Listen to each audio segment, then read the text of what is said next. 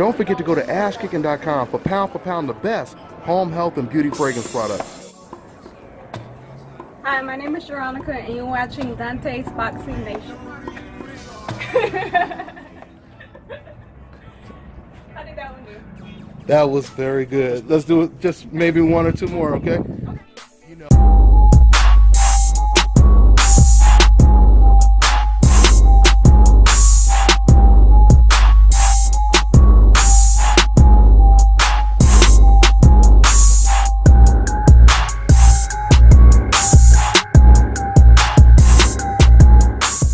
Dante's Boxing Nation, what's going on, guys?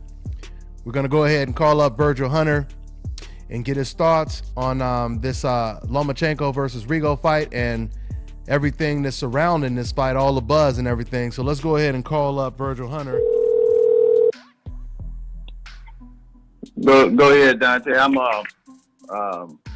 got you on the speaker because the reception is so bad here, so I've been talking on the speaker. If that's all right, can you hear me good? I hear you clearly. I hear you perfectly, man. Hey, okay. Let's get right into it, Virgil. So, your thoughts? You pretty much called this. You called it to a T. This Lomachenko versus Rigo fight. Give me your thoughts, man, and your review. Well, you know, it turned out pretty much the way it was supposed to turn out. I mean, you had a set table. So, how much more could you expect from all the disadvantages and all the things that Rigondo had to lose? I mean, he had things to lose before he threw his first punch, man. He was just in a bad predicament. That's not taking anything away from Lomachenko. But he was just in a bad predicament. And, you know, people say, well, he should have kept going if his hand was broken, all of that. You can only say that if you're in his shoes. You know, when you ask Roberto Duran, you know, why was his spirit broke? You know, he was one of the biggest killers in the world, but his spirit was broken. You know, of course, he said they got him at the right time. There was nothing to do. They offered him so much money. You can't blame Ray Leonard and his team for being real shrewd. Good point. And caught him when he was in a bad situation. But, you know, so Rigondo was just caught in a bad situation. Where he had to fight, if he wanted to fight, he had to take it at that weight. But he had fought the fight at 22 or 25 for the longest, only to be turned down. He had sought the fight with Matrix. And I was about to just say, just to add on to what you just said, Lomachenko, he had actually said right before the fight when he did his interview with Teddy Atlas, he said Rigo is too small and he's too old. He said it himself. So I'm just wondering, if he felt that Rigo was too small and too old, why was the fight at 130? Why wasn't it at 126? Why wasn't it at, you know, a catch weight or something like that? I guess because, like you said, Rigo had wanted to fight at 126 for quite some time. You know, I mean, that doesn't take anything away from Loma's performance, but he said it himself that he was too old and too small, is my point. Right. And things are so easy to say in that nature. And when you know the deck is stacked in your favor, you can, you know, boldly speak out on those matters like he just did. My appeal to Lomachenko is that, look, man, you're too good of a fighter to even be caught in situations like this. You see? And I'm appealing to him, not the people who setting the table for him, not the people who driving him to the arena and back. I'm appealing to him. You know, I like watching him fight. I don't have anything against him. But, man, I want to see you be great like you have the potential to be great and not allow yourself to be put in these positions, because certainly you have the say-so. Certainly you can approve or disapprove. And the reasons why you took the fight, he running his mouth and all that, you know, he's supposed to for a promotion. He's supposed to talk up the fight. But how can you feel good about yourself when you got all this other adulation coming and it wasn't rightfully earned. And what I mean by that is, as that fighter that you are, certainly it had to leave a bitter taste in your mouth that you got to be at home saying to yourself, man, you know, that's just something I shouldn't have done. I should have overruled it. I shouldn't have took the fight at this weight because it's not going to help me none. But he used the excuses that he needed to use early on. If I win, they're going to say I was too big. No, they weren't. They were going to give you all the credit in the world like they're doing now. Yeah. And the ways that they're finding to give you credit. You see? They're trying to find ways. I read an article today that was so interesting that Lomachenko now has the highest scored against, the lowest scored against ratio now, I believe, in any fighter.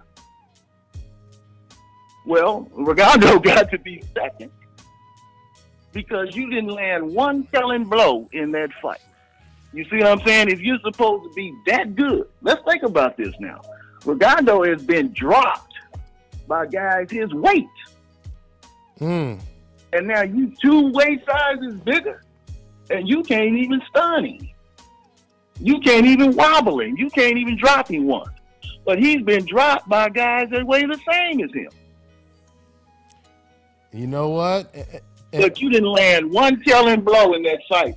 People say, oh, well, it was his feet. You know, you see how he got behind him? Okay, so he got behind him. Now what? What did he do when he get behind him? Tap him on the top of the head like he was doing? That's like a point guard getting past his defender but can't finish at the rim. That's like a base stealer get a great lead off of first base and still get thrown out at second. You didn't finish it when you made the great move.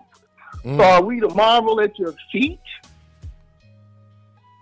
But you didn't do anything offensively off of it. You never hurt this man. Now, people, of course, they want to go into the future. Oh, he was on his way to doing it, right? How do you know? Yeah, and the speculation sets in then.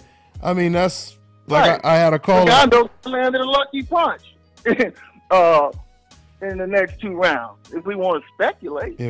But you never put a gin in him, you know. So he quit, but you never landed a telling blow on him. If you were that good, you would have knocked him out. You would have hurt him.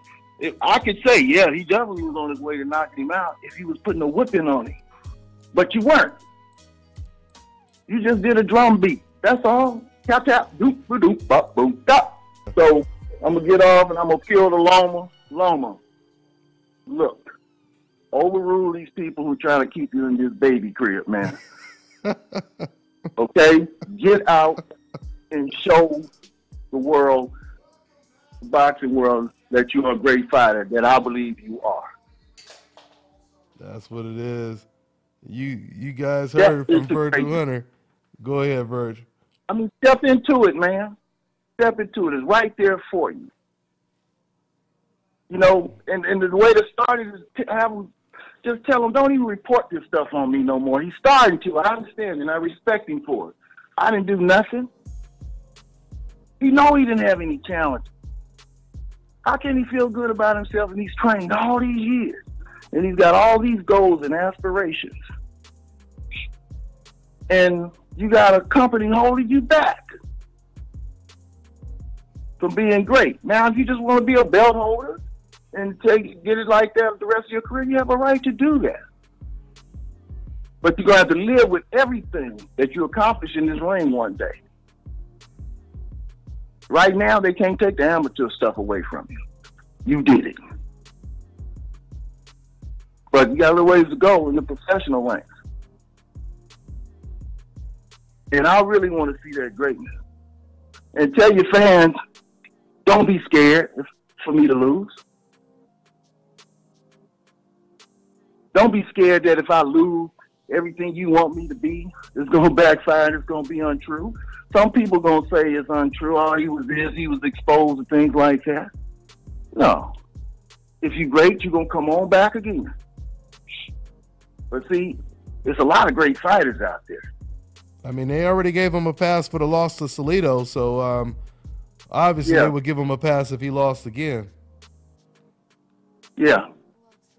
And that's what I don't want for him. Because you can't be great if you're getting passes. You can't. You can get excuses. You can get written up to Canastota. They can write you in, bro. We know that. They can write you in. Yeah, we know that. We definitely know that. But one thing about a fighter, he spent a lot of time on his back looking at the ceiling, visualizing what he wants to be in that ring, visualizing, am I going to be satisfied with my career, all these sacrifices I made, all these miles I ran, all these punches I took. Every time I had sparring sessions, the thousands and thousands of rounds that I sparred. My dream to come to America. But you have to understand there's a lot of fighters that would be world champ with 9 fights if they had that great promotional machine, Top Rank, behind them. And I give Top Rank all the credit in the world. They can get you through, and you can be mediocre. Now, Loma's not mediocre. They're holding him back. Man, let that horse run. I'm getting cheated out of seeing who he really is. Let him run.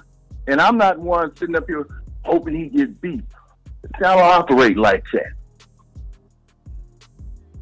I don't operate like that. I want to be able to say, this cat here, man, he's a bad son of a gun. Prove it. Don't forget to go to ashkicking.com for pound the best home health and beauty fragrance products. Hi, my name is Sharonica, and you're watching Dante's Boxing Nation. How did that one do? That was very good. Let's do it, just maybe 1 or 2 more, okay? And we're going to take some calls and talk about whatever you guys want to talk about. Yeah, Milt, go ahead and give us the report on Tevin losing tonight. Yeah, it was a split decision loss to Agawa. And in my opinion, Tevin won fight 9 rounds to 3. And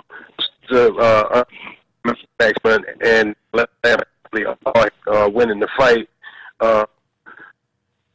Mexico, one of the judge gave 112. You breaking up a little bit, Milt. You breaking up a little bit. Yeah, he's breaking up some. I'm sorry. I'm sorry. Can y'all hear me now? Yeah. Can y'all hear me? Yeah. I can hear you. So far, yeah. Okay, yeah, it was 116, 112. Farmer, 116, 112. Agawa, then I think the other judge had it 115, 113. And it was just, for me, he outboxed him. He outclassed him. The defense was there. Punch that.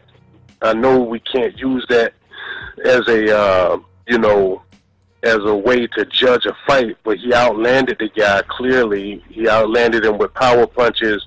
He landed 44% of his power punches. I mean, in every aspect of the fight, he won the fight, but the judges gave the nod to Agawa, and I think it was a bad decision. You think it was a bad decision? Yeah, and it was a decision. It was a bad decision. So yeah, what a strange. But night. in my opinion, he won that fight. But the thing is, even his trainer was in the corner. He was telling them, "Hey, man, if you want to be a championship level fighter, you can't give away a round." And he had given away a round, around 7 or 8, and his trainer jumped in his ass, and he told him, "Listen, if you want to be a top bull, you can't give away a round like that." Tevin went out, and I think he outclassed him for the rest of the fight. Yeah. And it was just, I just think that he did enough to win. He did more than enough to win that fight, and he just got robbed on that one. Yeah. And I'm looking for some, and I want to get an army of moderators. So if there's anyone else that I can get, I'm gonna see if I can get some more moderators. But let's go ahead and talk real quick. I'm about to take another phone call because the phone lines are filled up right now. But once again, you know, it's funny.